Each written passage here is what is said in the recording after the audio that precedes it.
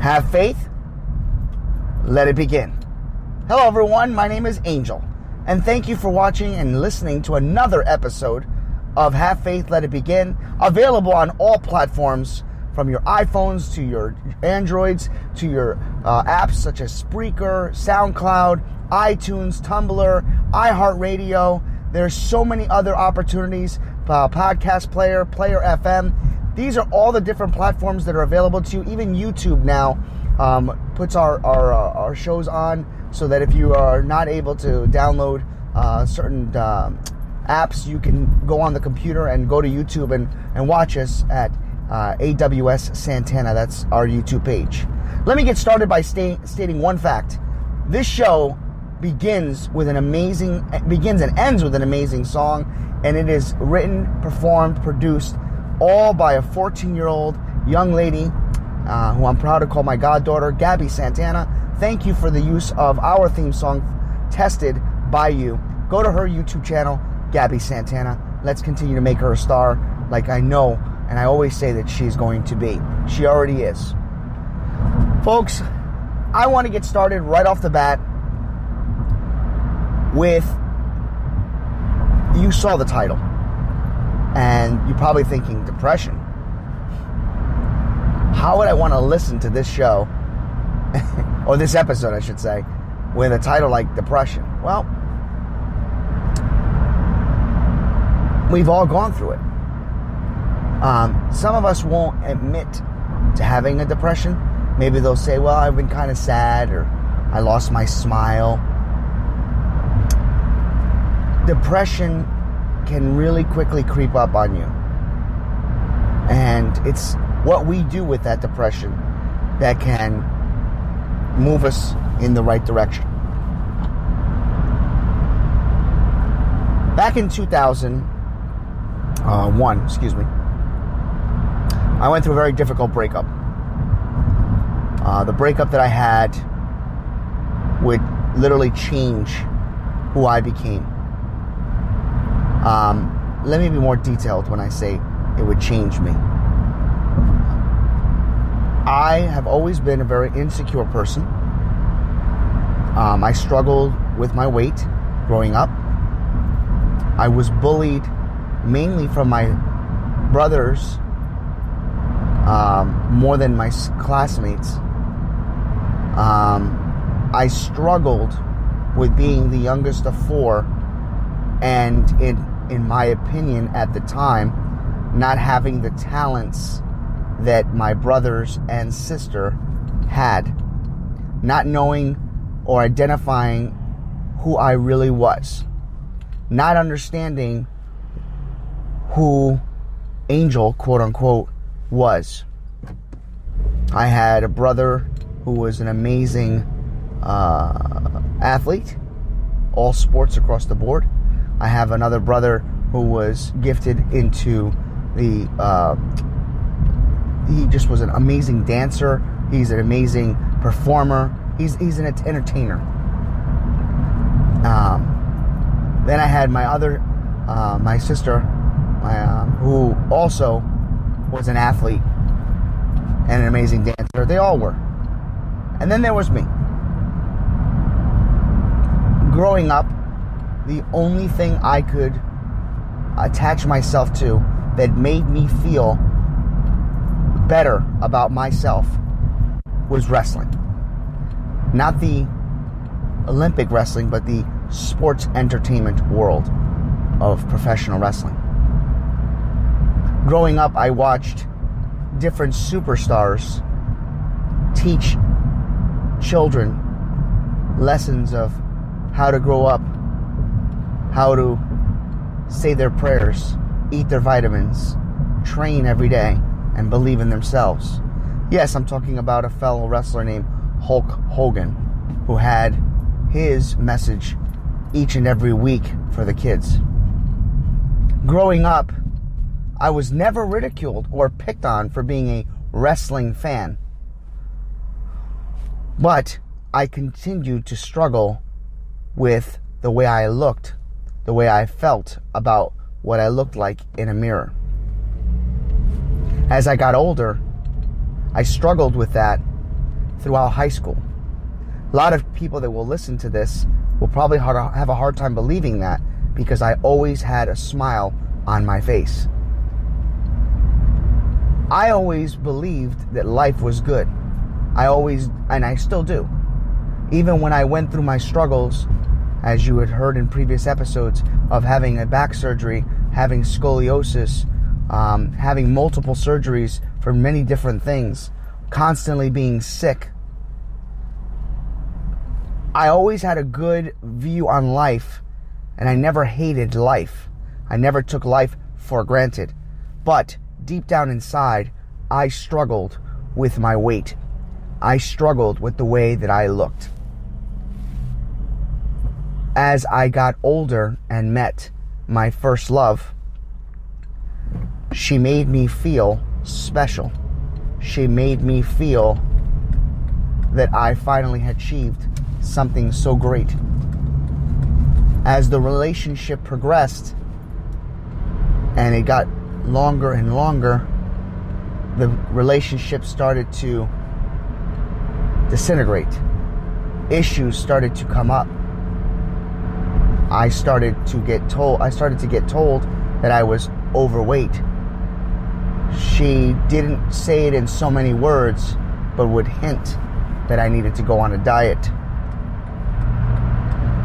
There were a lot of factors, and I'm not here to put blame on this individual, because I am not perfect.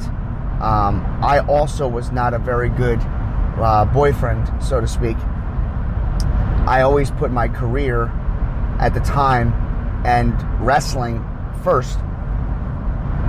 When issues came up, I would hide from confrontation. So I want to make it clear that this is not me being a victim. I was also someone that was not, someone that you should look at and say, oh, poor Angel. No, I wasn't a perfect person. I wasn't a great boyfriend either. As time went on and the relationship died and I moved to a different state to escape the breakup / take a promotion, I got involved with not social media, but social events. I finally met friends and they finally made me feel great. Weight never came up. But during my depression, I started to lose weight. I started to, thank the Lord, never do anything illegal. I never did the drugs or anything like that. But I just started not eating healthy. My unhealthy part was I started taking on multiple jobs. And here's where the lesson comes in. I know I have a very long intro, but there's a lesson, and you know that there's a lesson. I started to hear and believe in what other people thought. I started to always believe that if I had a girlfriend, if I had a right body physique, if I had the right look, like everyone else said or I was watching, I would feel better about myself. As I started to change and get skinnier, as I started to dress the way I believed I saw other people tell me that I should dress, as I started to evolve, I started to lose my smile. I started to become someone else that I was not. And I started to believe that the old me was gone. It was not until I met a young lady who was temporarily in Rhode Island, and we became very good friends. She influenced me and made me feel special, made me feel, I'll use the term beautiful, handsome. I'll even go as far as saying sexy. And the ironic thing about it is, as I hung out with her more and more. And I don't want to give her name out because, quite frankly, I've yet to ask her. To be very honest with you, we lost touch years later. Not in a negative way. We just, people grow up, and like you heard in the last episode, people change. So I don't want to bring out her name without her permission. So I apologize for not having a name for the source. But I guarantee you and I promise you that she exists. She became one of my greatest friends. She taught me to believe in myself. She made me go back out into the world with the notion that I am a good-looking man, that I am a successful person. The lesson is this. When you go through something traumatic, when you go through something abusive, physically or emotionally, and again, this is all my opinion, all of my own personal experience, you have to be able to relate to someone. You have to be able to vent to someone. You have to be able to let all that frustration inside of you out in a positive way. And I'll give you an example. Too often we see things in the news, and I hate the fact that I have to use this because I always said I would never get into the news or political, but I just want to point out one point. Too often we see in the news people let out their frustrations in a negative way. I don't have to get into details because we all watch the news, but they have a short fuse. I am so privileged, and I'm so honored, I'm so grateful that my faith allows me to take my anger, my frustrations, and learn to forgive and move on. You almost have to take the frozen way. Let it go. Let it go. But some of us can't let things go. Some of us deal with things in different ways. I respect that. But I will say this. Revenge is not a way of letting go. Karma and hoping and wishing bad things on other people does not allow things to let go. Forgiveness allows that hatred, that meanness, if that's even a word, to go away. And trust and believe, I know forgiveness is not easy. If it was, the world would be a better place. God forgave those who did him wrong. God forgave those who betrayed him, who stood at him. We all can forgive. We all must learn to let go. Eventually, I met my wife. My wife we've been together now since 2007. 11 years together plus. Has always made me feel special. Have always made me feel exquisite. And I know that I do the same for her. If you don't have someone in your life that can do that for you, I encourage you to email me. I'd be more than happy to send you daily messages designed for you. But here's my last bit of advice to all of you. Do not allow anyone to steal your joy.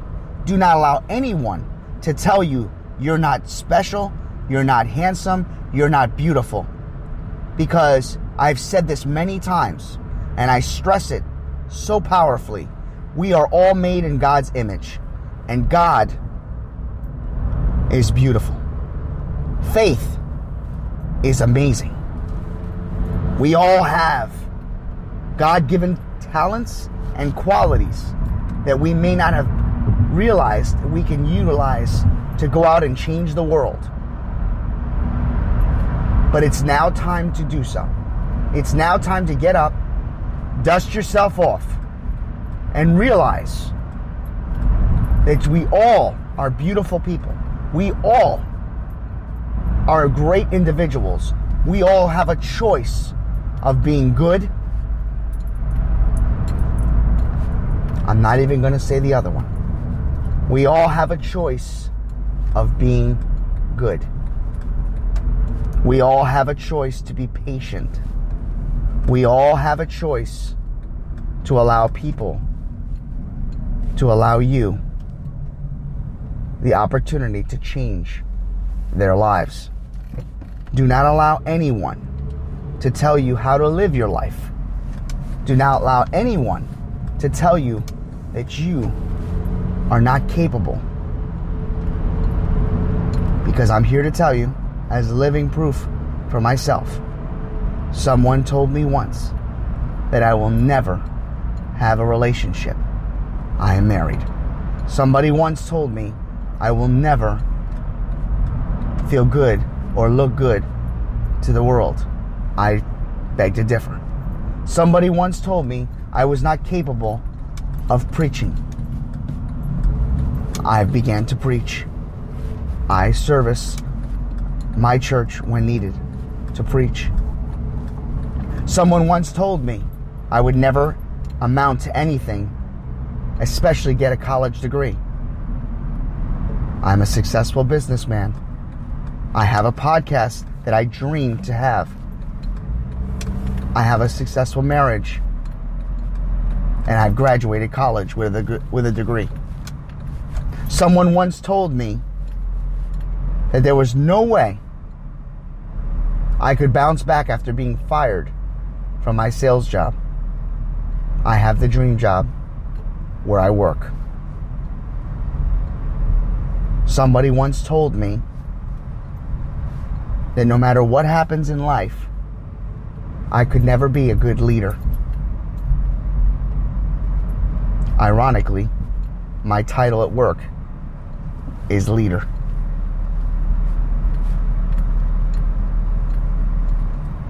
Don't allow anyone to change the way you feel. Don't allow anyone to change your future plans. Let God steer the way. Have faith and let it begin. Don't you see that your faith is coming